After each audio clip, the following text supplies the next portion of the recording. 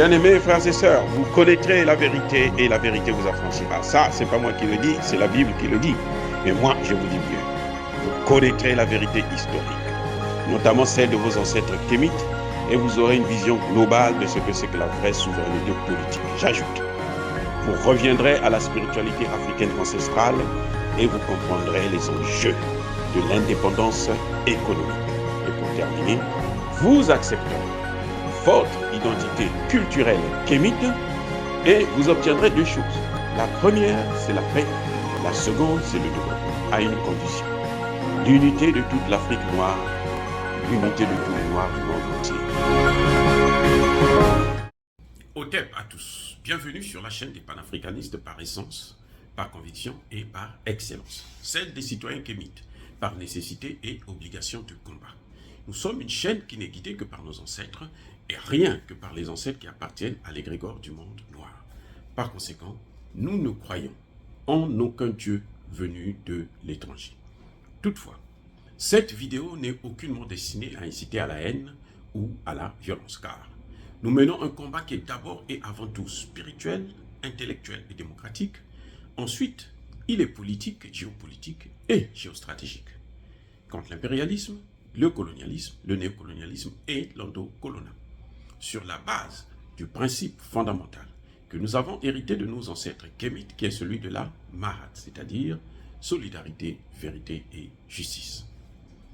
Vous êtes donc en droit de connaître la vérité, et nous avons l'obligation de vous dire la vérité, rien que la vérité, afin que justice soit rendue au continent africain. Et ça, c'est notre modeste contribution dans cette noble lutte en faveur de la souveraineté, la dignité, la solidarité et l'unité africaine. Et ça, c'est ce que nous appelons le panafricanisme.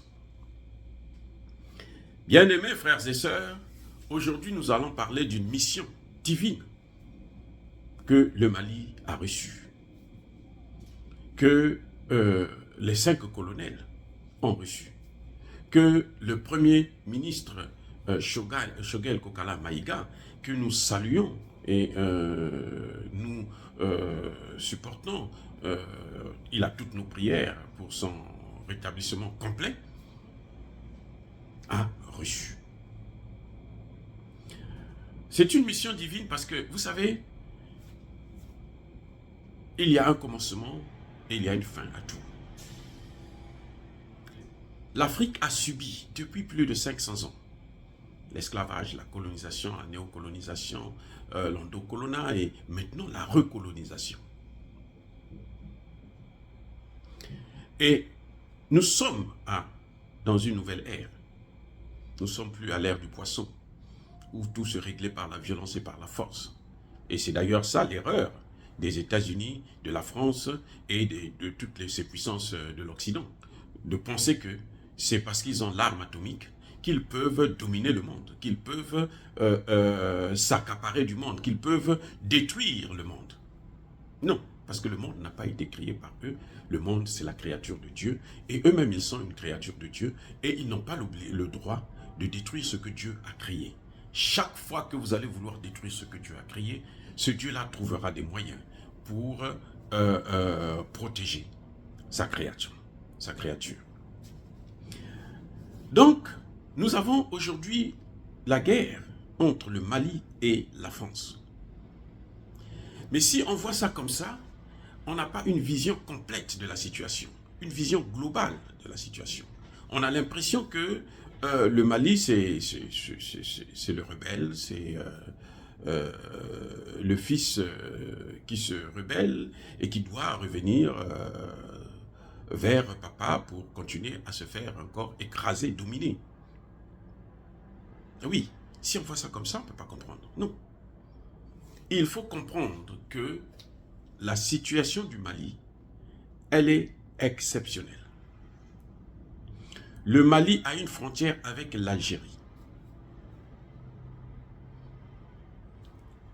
Le Mali a une frontière avec près de plusieurs pays africains. Et pas les moindres.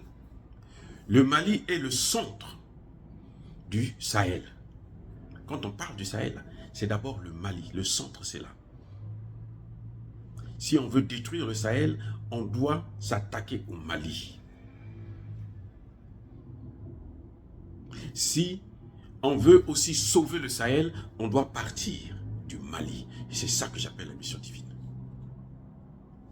Et la guerre entre le Mali et la France, en fait, ce n'est pas la guerre entre le Mali et la France, c'est la guerre entre l'Afrique et l'OTAN.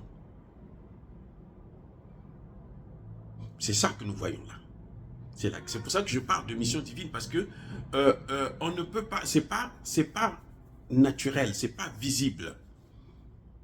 Les forces du mal veulent détruire l'Afrique et ils doivent passer forcément par le Sahel. Et pour passer par le Sahel, il faut s'attaquer au Mali. Vous savez, si vous avez le Mali, vous pouvez atteindre l'Algérie, qui fait aussi partie du Sahel. Et si vous avez l'Algérie, comme on a déjà détruit la Libye, si on détruit l'Algérie, mais c'est toute l'Afrique du Nord qui est chamboulée. Je dis bien toute l'Afrique du Nord. Ils feront du Maroc une bouchée. Même si les Marocains n'ont encore rien compris, malheureusement, hein, avec cette dynastie royale, eh ben, ils ne peuvent pas comprendre, puisque ce qui les intéresse, c'est d'abord le pouvoir, et que tout ce qui peut les permettre de rester au pouvoir, ils doivent le faire. Ça, c'est un fait. Mais au-delà de l'OTAN et l'Afrique, c'est l'Occident et le reste du monde qui se jouent là, au Mali. Donc nous avons 3 enjeux capitaux. D'abord, le Mali lui-même, avec le Sahel. Ensuite, vous avez l'Afrique, qu'on peut déstabiliser à partir du Mali. Et vous avez quoi? Vous avez le monde entier, le reste du monde, par les forces du mal, de l'Occident. Donc, quand le Mali résiste, le Mali ne résiste pas pour les Maliens, mais le Mali résiste pour l'Afrique. C'est pour ça que nous, les Africains, nous devrons soutenir le combat que Assimi Goïta est en train de mener. C'est-à-dire qu'on ne peut pas voir ça sur le plan métaphysique. Il faut comprendre ça sur le plan un peu spirituel. Dieu ne peut pas donner à tous les pays d'Afrique la possibilité de rentrer. Il a essayé d'ailleurs, dans certains pays, à qui on a donné la force militaire, économique et autres, comme l'Algérie, et plutôt le Nigeria.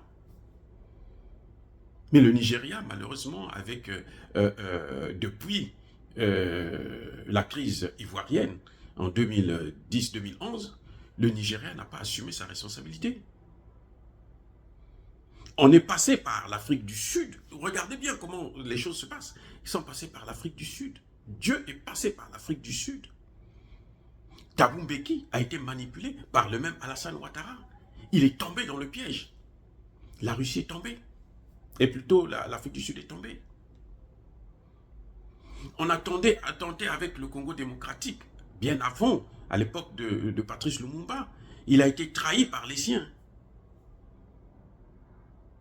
Donc vous voyez, il y a eu plusieurs tentatives. Ce n'est pas pour rien que le Nigeria s'est élevé, que le Congo a toutes ses matières premières. Ce n'est pas par hasard. Et c'est ça que, malheureusement, les leaders, Tshisekedi ne comprend pas du tout. Mais quand Dieu vient au Mali, c'est parce qu'il comprend que le Mali, justement, a des hommes, en ce net moment, qui sont en phase avec la volonté d'un peuple et de Dieu lui-même de libérer les Africains. Parce que si le Mali tombe, là, tout le reste du pays va tomber. Si le Mali s'en sort, l'Afrique va s'en sortir. C'est clair. Le destin de l'Afrique est en train de se jouer au Mali. Je répète, le destin de l'Afrique est en train de se jouer en ce net moment au Mali. L'avenir de l'Afrique, là, se trouve dans ce conflit global au niveau du Mali. c'est au niveau du Mali que le Dieu Tout-Puissant, moi je ne parle pas de leur Dieu de la Bible et autres, non, je parle de Dieu de Kémite, c'est au niveau du Mali, qu'il a installé une nouvelle dynamique de libération. Et nous devons prier pour que les colonels et le Premier ministre Choguel ne puissent pas tomber dans le piège. Vous savez, Choguel n'était pas, c'est un ancien homme politique, mais il n'avait pas, justement, ces idées qu'il a aujourd'hui, parce que maintenant, il est investi d'un pouvoir. Il est investi d'un pouvoir. C'est ce que les gens parfois ne voient pas, mais il est investi d'un pouvoir. Assimi Goïta est investi d'un pouvoir. Il ne peut pas seul, comme ça, décider de faire. Non, il faut qu'il y ait un pouvoir surnaturel qui vient sur lui pour qu'il puisse être capable de faire ce qu'il est en train de faire. Et ce n'est pas par hasard que de l'autre côté, c'est au même moment que la Russie veut s'affirmer sur le plan international comme étant une puissance militaire, pouvant rivaliser avec la première puissance militaire au monde, c'est-à-dire les États-Unis. Les États-Unis qui n'ont jamais gagné une seule guerre. On l'a vu en Irak, on l'a vu en Libye, on l'a vu en Afghanistan, on l'a vu en Syrie.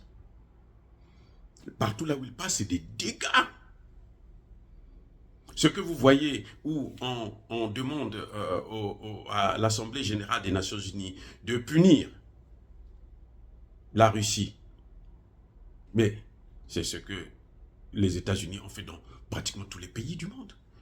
Et la Russie est en droit de protéger sa sécurité. Maintenant, il faut négocier avec la Russie pour qu'on puisse à la fois accorder la liberté, l'indépendance des États, de l'État ukrainien, ou des pays qui veulent leur indépendance. S'il en faut, pourquoi les Nations Unies ne demandent pas de réorganiser un référendum sous leur propre contrôle?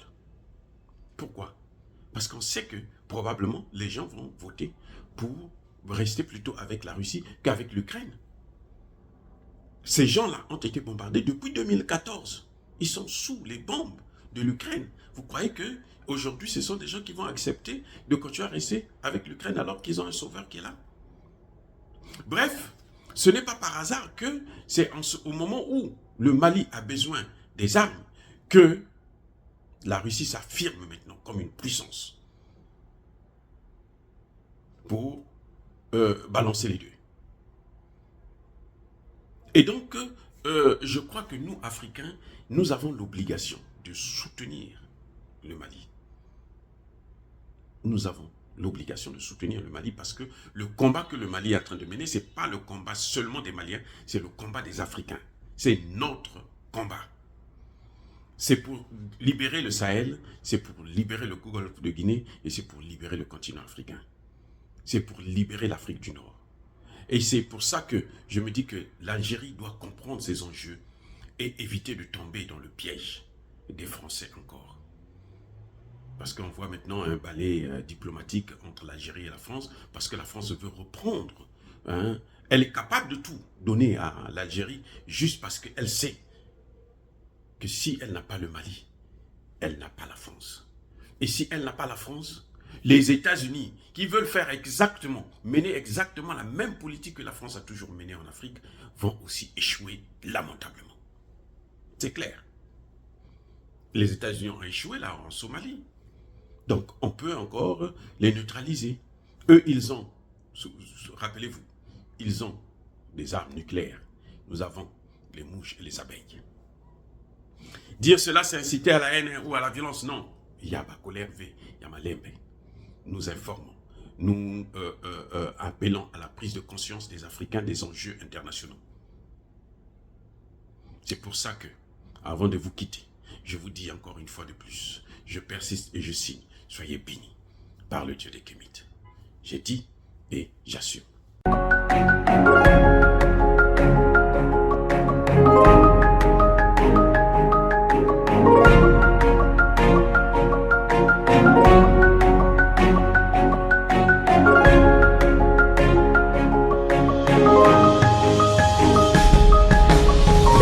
Eux, ils marchent par la foi et non par la vue.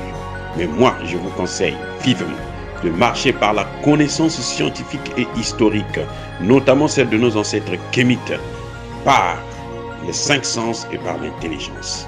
À vous, à Pierre.